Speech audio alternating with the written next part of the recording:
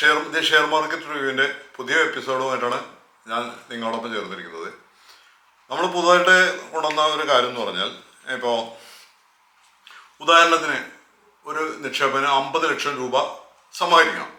50 ലക്ഷം രൂപ സമാഹരിക്കാൻ എന്താണ് ചെയ്യേണ്ടത്, അത് എത്ര കണ്ട് നിക്ഷേപിക്കണം, എത്ര കാലത്തേക്ക് നിക്ഷേപിക്കണം എന്നുള്ള ഒരു പഠനമാണ് നമ്മൾ നടത്തുന്നത്. ഉദാഹരണത്തിന് അതിന് ഏത് മ്യൂച്വൽ ഫണ്ടുകളാണ് കൂടുതൽ അനുയോജ്യമായിട്ട് വരിക, ഇത്തരം കാര്യങ്ങളിലേക്കുള്ള ഒരു അന്വേഷണമാണ് നമ്മൾ നടത്തുന്നത്. അപ്പോൾ ഒരു 50 ലക്ഷം രൂപ സമാഹരിക്കാൻ മ്യൂച്വൽ ഫണ്ടിൽ എത്ര തുക വീതം എത്ര കാലത്തേക്ക് നിക്ഷേപിക്കേണ്ടി വരും? നിശ്ചിത തുക ഘട്ടം ഘട്ടമായി ദീർഘകാലയളവിൽ നിക്ഷേപിച്ച് സമ്പത്ത് സമാഹരിക്കാൻ തയ്യാറെടുക്കുന്നവർക്ക് ഇതേക്കുറിച്ച് ധാരണയുണ്ടാകുന്നത് നല്ലതാണ്. മാസം തോറും മാത്രമല്ല, ആഴ്ച, 2 ആഴ്ച, 3 മാസം എന്നിങ്ങനെ വ്യത്യസ്ത കാലയളവുകളിൽ മ്യൂച്വൽ ഫണ്ടിൽ SIP ആയി നിക്ഷേപിക്കാൻ അവസരമുണ്ട്. നിശ്ചിത ഇടവേള മുൻകൂട്ടി നിശ്ചയിച്ച് നിക്ഷേപം നടത്തണമെന്ന് മാത്രം. 50 ലക്ഷം രൂപ സമാഹരിക്കാൻ ഇക്വിറ്റി ഫണ്ടിൽ SIP ആയി നിക്ഷേപിച്ച് 50 ലക്ഷം സമാഹരിക്കാൻ എത്ര വർഷം നിക്ഷേപിക്കണമെന്ന് നോക്കാം. ചുരുങ്ങിയത് 12% വാർഷിക ആദായ പ്രകാരമാണ് നിക്ഷേപ തുക കണക്കാക്കിയിട്ടുള്ളത്. അപ്പോൾ നമുക്ക് അതിനെ സാധ്യതകളും കാര്യങ്ങളും നോക്കാം. ഒരു 12% ഏകദേശം അതിൻ്റെ വരുമാനം കണക്കാക്കിയിട്ടാണ് നമുക്ക് കണക്കാക്കിയിട്ട് 21,500 രൂപ നിക്ഷേപിച്ചാൽ പ്രതിമാസം 21,500 രൂപ പ്രതി 10 വർഷത്തേക്ക് നമ്മൾ നിക്ഷേപിച്ചു കഴിഞ്ഞാൽ 21,500 രൂപ വെച്ചിട്ടാണ് നമ്മൾ മാസം നിക്ഷേപിക്കുന്നത്. അത് 10 വർഷം ഉദ്ദേശിച്ചിട്ടാണ് നമ്മൾ നിക്ഷേപിക്കുന്നത്. ഈ 10 വർഷ കാലയളവ് കൊണ്ട് അതിലൂടെ നമുക്ക് 50 ലക്ഷം രൂപ സമാഹരിക്കാൻ കഴിയും. അതിന് നമ്മൾ നിക്ഷേപിക്കേണ്ടതെന്ന് പറഞ്ഞാൽ പ്രതിമാസം നമ്മൾ ഈ പറഞ്ഞ 21,500 രൂപ നിക്ഷേപിക്കണം. ഇതിനായി നമ്മൾ മൊത്തം നിക്ഷേപിച്ചിട്ടുണ്ടാകുക എന്ന് പറയുമ്പോൾ 25.8 ലക്ഷം രൂപയായിരിക്കും. നേട്ടമാകട്ടെ 24.2 ലക്ഷം. നിക്ഷേപത്തിന് 15% റിട്ടേൺ ലഭിച്ചു എന്ന് കരുതുക. അപ്പോൾ ഈ തുക 60 ലക്ഷമായി വരും. ഇതാണ് ഈ കോമ്പൗണ്ടിങ്ങിൻ്റെ ഒരു സ്ട്രാറ്റജി. അതിൻ്റെ ഒരു ബ്യൂട്ടി എന്ന് പറഞ്ഞു കഴിഞ്ഞാൽ, നമ്മൾ സ്ഥിരമായിട്ട് നിക്ഷേപിച്ചുകൊണ്ടിരിക്കുകയാണ് ചെയ്യുന്നത്. എല്ലാ മാസവും നമ്മൾ നിക്ഷേപിക്കുന്നു. അപ്പോൾ വില കൂടി നിൽക്കുന്ന അവസരങ്ങളിൽ നമുക്ക് ഇത്തിരി കുറഞ്ഞ യൂണിറ്റാണ് കിട്ടുക. പക്ഷേ അടുത്തൊരു മാസം അല്ല അതിൻ്റെ പിന്നത്തെ മാസം താഴോട്ട് വന്നിട്ടുണ്ടാവും, NAV താഴോട്ട് വന്നിട്ടുണ്ടാവും. ഈ ഫണ്ടിനാണെങ്കിൽ NAV എന്നാണല്ലോ പറയുന്നത്. അതല്ല ഷെയറിനാണെങ്കിൽ നമ്മൾ അതിൻ്റെ ഷെയർ വാല്യൂ. അപ്പോൾ ഈ NAV കുറഞ്ഞ് വന്നു കഴിഞ്ഞാൽ നമുക്ക് കൂടുതൽ യൂണിറ്റുകൾ വാങ്ങാൻ കിട്ടും. അപ്പോൾ നമ്മൾക്ക് കൂടുതൽ അതിന് വില കൂടുമ്പോൾ നമുക്ക് അതിൻ്റെ ആനുകൂല്യം കൂടുതലായിട്ട് കിട്ടും. ഇതാണ് അതിൻ്റെ ഒരു പ്രത്യേകത എന്ന് പറയുന്നത്. ഇപ്പം നമുക്കൊക്കെ അറിയാവുന്നത് പോലെ തന്നെ ഒന്നും നിക്ഷേപിക്കാതെ ഒന്നും ചെയ്യേണ്ട നാളെ ഇന്നത്തെ ജീവിതം എന്ന് പറഞ്ഞ് ജീവിക്കുന്ന ഒരു നല്ല സമൂഹം ഉണ്ടെന്നാണ് വിദഗ്ധന്മാർ പറഞ്ഞത്. പക്ഷേ എന്തുകൊണ്ടോ അവർ കാര്യത്തിലേക്ക് കടക്കാത്തതുകൊണ്ടാണ് പലരും ഗൾഫിലൊക്കെയാണെങ്കിൽ പണിയെടുക്കുകയാണ്, നാട്ടിലൊക്കെയാണെങ്കിൽ ജോലി ചെയ്ത് അവരുടെ ജോലി വരുമാനം നിലച്ചു കഴിഞ്ഞാൽ ഒന്നുമില്ലാത്ത അവസ്ഥ വരാണ്. മക്കളുടെ വിദ്യാഭ്യാസം അടക്കി വെച്ച് മുടങ്ങിപ്പോവും, മറ്റ് പല ഉദ്ദേശങ്ങളും നടക്കില്ല. അപ്പോൾ നമ്മൾ ഒരു നിശ്ചിത തുക മാറ്റി വെച്ചിട്ട് നമ്മൾക്ക് കിട്ടുന്ന ശമ്പളത്തിൻ്റെ അതല്ല ഈ വരുമാനത്തിൻ്റെ ഒരു 20% മാറ്റി വെച്ച് അത് നമ്മളുടെ ശമ്പളത്തിൻ്റെ ഭാഗമല്ല എന്ന് കണക്കാക്കിയിട്ട് തന്നെ നിക്ഷേപം ചെയ്യണം. എങ്കിൽ മാത്രമേ അതിലൂടെ വിജയിക്കാൻ പറ്റുള്ളൂ. അപ്പോൾ നമ്മളിപ്പോൾ ഈ കാര്യം നമുക്കിതിൽ നിന്ന് മനസ്സിലാവും. 50 ലക്ഷം രൂപ നിക്ഷേപിക്കാൻ നമുക്ക് ഇപ്പോൾ 21,000 രൂപ വെച്ച് പ്രതിമാസം 10 വർഷത്തേക്ക് അടച്ചാൽ അത് 50 വർഷം 12% ഏകദേശ കണക്ക് നമുക്ക് കിട്ടുന്നത്. 12 ചിലപ്പോൾ 15-20% നല്ല മ്യൂച്വൽ ഫണ്ടുകൾ നമുക്ക് ലാഭം തരാറുണ്ട്. ഇനി അടുത്ത് നോക്കുകയാണെങ്കിൽ നമുക്ക് 25,000 രൂപ നിക്ഷേപിച്ചെന്ന് കൂട്ടാം. 25,000 രൂപ നിക്ഷേപിച്ചു കഴിഞ്ഞാൽ മാസം തോറും 25,000 രൂപ നിക്ഷേപിച്ചാൽ 12% ആദായ പ്രകാരം തന്നെ 40.4 ലക്ഷം രൂപയാകും ലഭിക്കുക. 15% അഥവാ റിട്ടേൺ ലഭിച്ചിട്ടുണ്ടെങ്കിൽ 46.5% ഈ സംഖ്യ ഉയരുകയും ചെയ്യും. അതാണ് അതിൻ്റെ ഒരു പ്രത്യേകത. പിന്നെ നമ്മളൊരു 30,000 രൂപ നിക്ഷേപിക്കണമെന്ന് കൂട്ടുക. 30,000 രൂപ വെച്ചിട്ട് നമ്മൾ 8 വർഷക്കാലത്തേക്ക് ഈ പറഞ്ഞ പോലെ 12% ആനുകൂല്യത്തിൽ നമുക്ക് നിക്ഷേപിക്കുകയാണെങ്കിൽ 48.5 ലക്ഷമാണ് നമുക്ക് ലഭിക്കുക. 15% അഥവാ റിട്ടേൺ ലഭിച്ചാൽ അത് കിട്ടും, ചിലപ്പോൾ അതിലും കൂടുതൽ കിട്ടും. 55.8 ലക്ഷമായിട്ട് ഇത് വളരുകയും ചെയ്യും.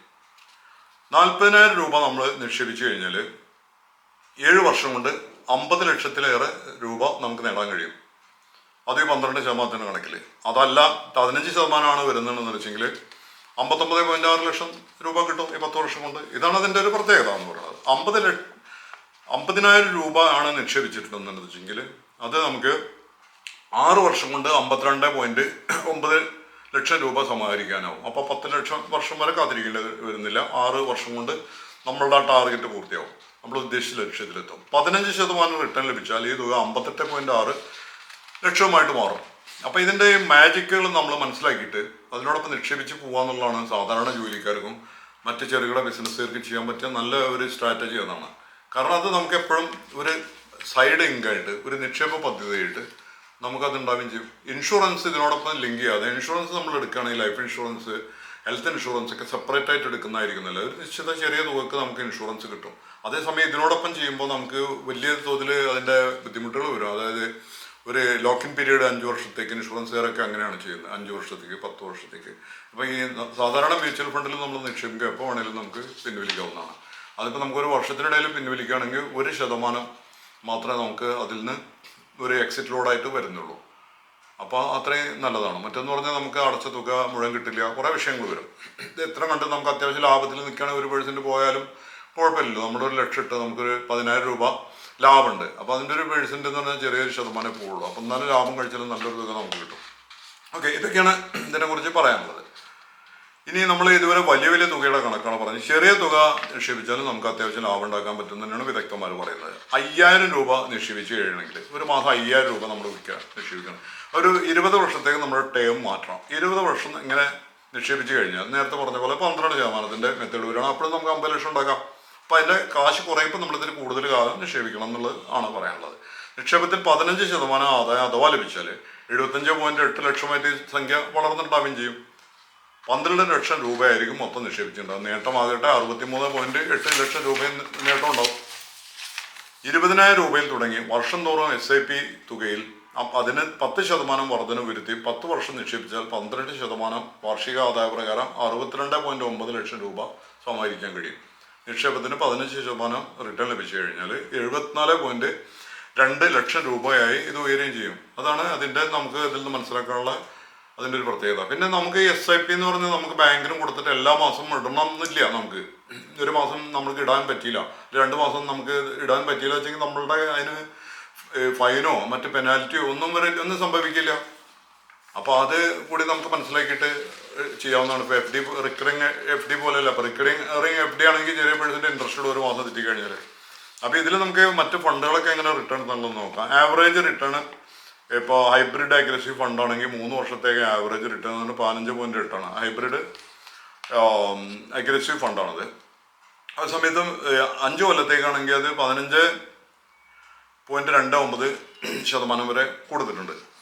അതേസമയത്ത് കാറ്റഗറിയിൽ തന്നെ ഈ ലാർജ് ക്യാപ്പ് ആണെന്നെങ്കിൽ 17 മുതൽ 24% വരെ കൊടുത്തായിട്ടാണ് കാണിക്കുന്നത് 3 വർഷത്തേക്ക്. അതേസമയത്ത് 5 വർഷത്തേക്കാണ് 16 മുതൽ 20% വരെ കൊടുത്തിട്ടുണ്ട്. ഫണ്ടുകളുടെ കാറ്റഗറി അനുസരിച്ച്, അവരുടെ പ്രവർത്തനം അനുസരിച്ച് വ്യത്യസ്ത ഫണ്ടുകൾ പരിശോധിക്കുമ്പോൾ.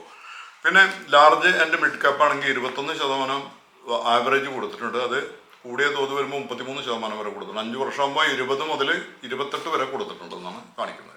ഫ്ലക്സി ക്യാപ്പ് ആണെങ്കിലും വളരെ മനോഹരമാണ്. അത് ഞാൻ നേരത്തെ പറഞ്ഞിട്ടുണ്ട്.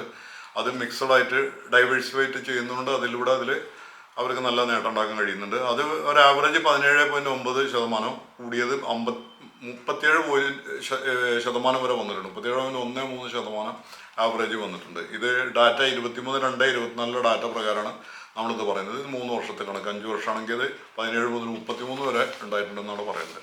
എന്ന് വെച്ചിട്ട് എല്ലാ പ്രാവശ്യവും അതുപോലെ ഉണ്ടായിക്കൊള്ളുന്നില്ല. പക്ഷേ മാർക്കറ്റ് കയറി ഇറങ്ങിയും ഇരിക്കും. ഈ കയറി ഇറങ്ങുമ്പോൾ നമ്മൾ ഭയപ്പെടേണ്ടതില്ല. ഇറങ്ങുമ്പോൾ മ്യൂച്വൽ ഫണ്ടുകാരാണ് അവർ മാനേജ് ചെയ്തോളും. ഫണ്ട് മാനേജറുടെ അടുത്ത് കാശുണ്ടാവും സ്വാഭാവികമായിട്ടും. പിന്നെ നമ്മൾ കുറയുന്നതിനനുസരിച്ച് ബൈ ഓൺ ഡിപ്പ് എന്നുള്ള രീതിയിൽ ഇവിടെ നമുക്ക് ചെയ്യാവുന്നതാണ്. നിക്ഷേപത്തിന് ഏതൊക്കെ പരിഗണിക്കാമെന്ന് നോക്കാം. ആദ്യമായാണ് ഓഹരി അധിഷ്ഠിത പദ്ധതികളിൽ നിക്ഷേപിക്കുന്നതെങ്കിൽ അഗ്രസീവ് ഹൈബ്രിഡ് ഫണ്ടുകളാണ് നമുക്ക് പരിഗണിക്കാൻ നല്ലത്. 7 മുതൽ 10 വർഷം വരെ നിക്ഷേപിക്കാൻ തയ്യാറാണെങ്കിൽ flexi cap, large and mid cap ഫണ്ടുകളോ ലാർജ് ക്യാപ്പ് ഫണ്ടുകളോ ഇതിന് തിരഞ്ഞെടുക്കാം. അതാണ് അതിൻ്റെ ഒരു മെത്തേഡ്. ശരാശരി ആദായം മുകളിൽ പറഞ്ഞ കാറ്റഗറിയിലെ ഫണ്ടുകളിൽ ഏറ്റവും മികച്ച ആദായം നൽകിയതായി പ്രകടന ചരിത്രം വ്യക്തമാക്കുന്നു. ദീർഘകാലയളവിൽ ഈ കാറ്റഗറിയിലെ ഫണ്ടുകൾ നൽകിയ ശരാശരി ആദായം 15% മുകളിലാണ്. മികച്ച ഫണ്ടുകളിൽ പലതും 20%-ലധികവും ആദായം നൽകിയിട്ടുണ്ട്. കാലാകാലങ്ങളിൽ ഫണ്ടുകളുടെ പ്രകടനം വിലയിരുത്തി മുന്നോട്ട് പോയാൽ പരമാവധി ആദായം നേടാം. പിന്നെ നമുക്ക് ആദ്യം പറയാൻ ഒരു കാര്യമുണ്ട്, അതിപ്പോഴായാലും നമുക്ക് പറഞ്ഞാൽ മതിയല്ലോ. അതായത് ഇത് ഒരു ഉപദേശമോ നിർദ്ദേശമോ അല്ല, നമ്മളുടെ സെബിയുടെ നിർദ്ദേശമുണ്ട്. ഇതിങ്ങനെ നമുക്ക് റെക്കമെൻഡ് ചെയ്യാൻ പറ്റില്ല. സ്റ്റോക്ക് അല്ലെങ്കിൽ മ്യൂച്വൽ ഫണ്ടുകളുടെ റെക്കമെൻഡേഷൻ അല്ല. അത് നമ്മളുടെ ഈ കുറേ കാലത്തെ ഈ 10-20 വർഷത്തെ ഈ മാർക്കറ്റ് റിസർച്ച്, റോദ, ICICI ഡയറക്റ്റ്, DBFS ഇങ്ങനെയുള്ളതിലൊക്കെയുള്ള ത്രൂ ഉള്ള റിസർച്ചിലൂടെയും മാർക്കറ്റിൻ്റെ മറ്റേ അനലൈസിങ്ങിലൂടെയും ഒക്കെ കിട്ടിയിട്ടുള്ള അറിവുകളും 4-5 സർട്ടിഫിക്കറ്റുകളും നമുക്ക് കിട്ടിയിട്ടുണ്ടെന്ന് നേരത്തെ സൂചിപ്പിക്കാറുണ്ട്. അതായത് ചാർട്ട് അനലൈസിങ്, ടെക്നിക്കൽ അനലൈസിങ്, ഇങ്ങനെയുള്ള NSCയുടെ സർട്ടിഫിക്കറ്റ് കിട്ടിയിട്ടുണ്ട്. ഇതിൻ്റെയൊക്കെ അടിസ്ഥാനത്തിൽ നമ്മുടെ നിരീക്ഷണങ്ങളുടെ അടിസ്ഥാനത്തിലാണ് പറയുന്നത്. നിങ്ങൾക്കും പരീക്ഷണം നടത്താം സ്വന്തമായിട്ട്, അതുപോലെ തന്നെ നിരീക്ഷണങ്ങൾ നടത്താം, റിസർച്ച് നടത്താം. പിന്നെ ഇതിനൊന്നും സമയമില്ലാത്തവർ നമ്മളുടെ ഫണ്ട് മാനേജർമാരോ അതല്ലെങ്കിൽ നമ്മളുടെ ബാങ്കിൻ്റെ പ്രതിനിധികളോ അതല്ലെങ്കിൽ നമ്മളുടെ ബ്രോക്കേഴ്സോ ഇവരുടെ അടുത്തൊക്കെ ചോദിച്ച്, വിദഗ്ധന്മാരുടെ അടുത്ത് ചോദിച്ച് നിങ്ങൾ സ്വന്തമായി റിസർച്ച് ചെയ്ത് ചെയ്യാം. അപ്പോൾ നമുക്ക് വീണ്ടും അടുത്ത ഒരു എപ്പിസോഡുമായിട്ട് വീണ്ടും വരാം. അതുവരെ നിങ്ങളെല്ലാവരും ഇത് ഷെയർ ചെയ്യണം. നമ്മളുടെ ഈ സാമ്പത്തിക സാക്ഷരത യജ്ഞത്തിൻ്റെ ഭാഗമാവണം. എല്ലാവരും ഷെയർ ചെയ്യണം, ലൈക്ക് ചെയ്യണം. ഇത് സബ്സ്ക്രൈബ് ചെയ്തിട്ടില്ലാത്തവർ സബ്സ്ക്രൈബ് ചെയ്യണം. ഇത്രയൊക്കെയാണ് പറയുന്നത്. അടുത്തൊരു എപ്പിസോഡുമായി വീണ്ടും വരുന്നതിന് ഞാൻ നിങ്ങളോടൊപ്പം പുന്നയൂർളം സൈനുദ്ദീനാണ്. Signing off. നന്ദി, നമസ്കാരം.